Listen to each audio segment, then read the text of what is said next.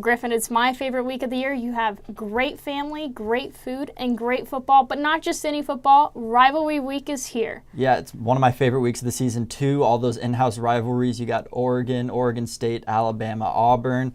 Some of the best games in all of college football that you'll see all season. Unfortunately for my family, Florida State isn't looking to be a good game this year. No, but UCF, USF, that's a little interesting. Yeah, it looks like I'll be putting on my Bulls stuff this weekend. You're watching RedZone, EndZone. I'm Janae Muchmore. And I'm Griffin Parkrose.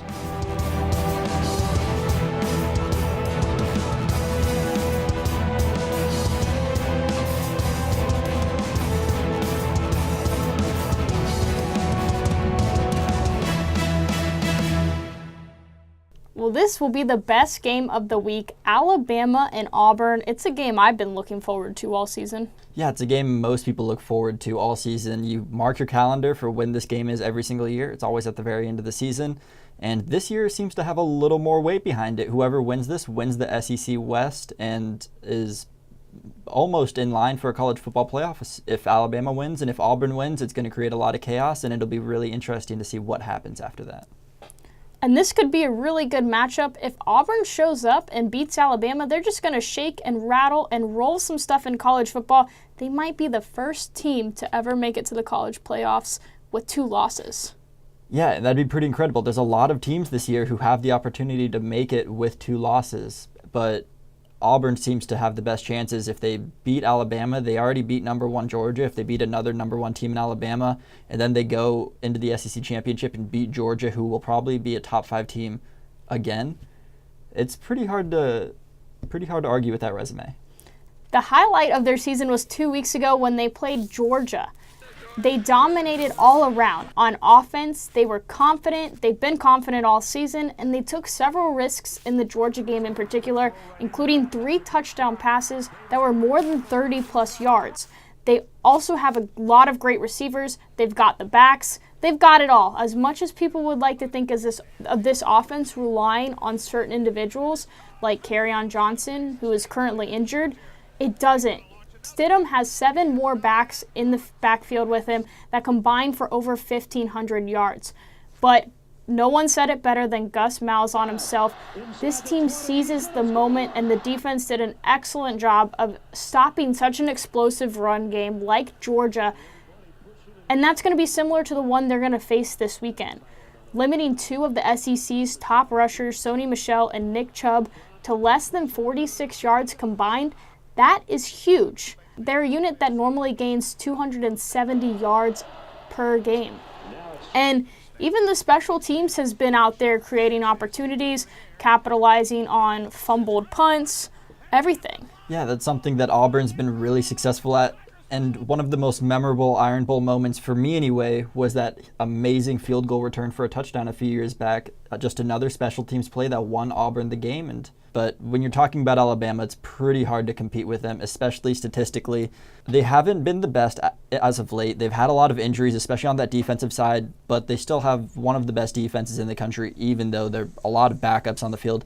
They limit opponents to only 244 yards a game and only 87 yards on the ground, which is just incredible in a modern-day football, especially in the SEC, where a lot of run-heavy offenses. Limiting teams to only 87 yards is just incredible. They did struggle a lot against Mississippi State. A lot of that was due to injuries, especially at that linebacker position. That's something to really keep an eye on, how many of those players are able to come back since that game, and how many more players are able to step up with that one extra game of experience and just another week of practice under their belt. And Alabama, as always, they're just a machine. They're one of the most efficient teams in the entire country. Defensively, they rank 3rd in efficiency. They're up at the top in overall 3 and outs. They've only given up 11 red zone touchdowns all season out of 23 attempts. That's one of the best in the entire country. And it's the exact same story on offense. They're very efficient. They score on 90% of their red zone attempts. They've only given up 7 turnovers on the year, which gives them a plus 12 turnover margin, which is also one of the best in the entire country. And because of that, they're able to just control the game, keep possession of the ball, keep the other team's offense off the field, and keep their offense on the field, running the ball down, marching down the field, time in, time out.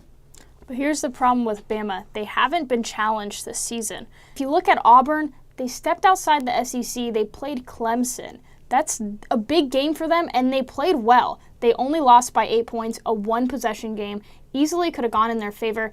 But if you talk about the SEC overall, it's been rapidly declining in recent years. Outside of the conference games, they've had Fresno State, Colorado State, and Mercer. So really, when you look at the two schedules outside of the conference, Auburn clearly wins in that category. And if we're going to get picky with Alabama, then the secondary, although not bad, is one thing that they could work on, especially as they go into Auburn. Because if they let Auburn slip away, get behind the defense, create those big plays that they've been making all season, they could very easily come out with a win this weekend. And it's not like they've played weak teams because they're scheduling weak teams. They did schedule Florida State at the beginning of the season, who was ranked number 3 in the nation at the time. It just didn't pan out, and Florida State has just gone completely downhill ever since that game. And Auburn has, obviously, they've lost a few times this season. They lost to Clemson. They lost to LSU. In the Clemson game, their offense just couldn't really get going. They were limited to only 100 yards, which obviously is going to hurt your chances on overall in just winning a game, and it keeps your defense on the field, which gets your defense tired, especially in that fourth quarter. It's really tough for a defense to stay motivated when your offense hasn't been able to do anything and the entire game is put on you and the results just aren't there. And Alabama obviously has the history on their side, being one of the best programs in college football history, and Auburn has only won once at home in their last 9 meetings. That doesn't look very good for the Tigers this year. It doesn't. Alabama's going to be limiting the rushing game anyway, so Stidham's going to have to take advantage of going downfield more and passing. So I've chosen Ryan Davis as the player of the game.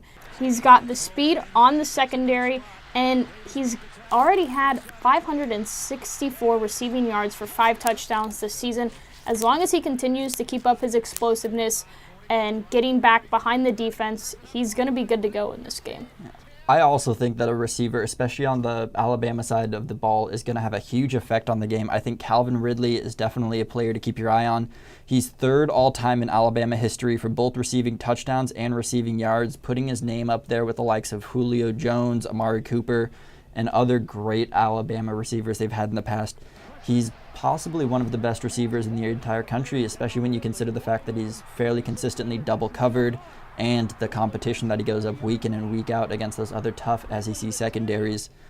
But he's always able to get the catch. He only has 52 targets and 850 yards on those targets. As hard as it is to pick against Alabama, I've been saying it for weeks. I'm going with Auburn. They've definitely proven themselves, and I think that this isn't a normal Alabama-Auburn matchup. Auburn definitely has a lot more to bring than normal. Yeah, I'm going to have to agree with you there. Alabama has a lot of injuries, and it's really held them back, especially their last couple SEC games. You've noticed that these injuries are finally starting to take a toll when you're starting a 3rd-string middle linebacker, and a lot of your secondary is young, inexperienced second-string players. It's tough, especially when you're playing against a top opponent and a huge rivalry week like this. I think Auburn's going to come out with the win as well. If you enjoyed this matchup, be sure to check out our other rivalry games. And also, if you haven't checked out our Dizzy Sports Challenge, check it out. It's about 5 minutes of pure laughter as you watch both of us fail at sports. It was a great time. It's about 5 minutes of watching us just repeatedly fall on our face and be possibly the most unathletic you could imagine. Yeah, Griffin definitely was a little messed up by spinning around too many times. My knee is still cut up after that. still bleeding. The great thing is you don't feel it, though, because you're so messed up. Oh, my gosh. It was bad. I face-planted, and I didn't even feel it. I was laughing. Best gif you will ever see. That is true. Thanks for watching. I'm Janae Muchmore. And I'm Griffin Parkrose. And you're watching RedZone to EndZone. Have a great weekend.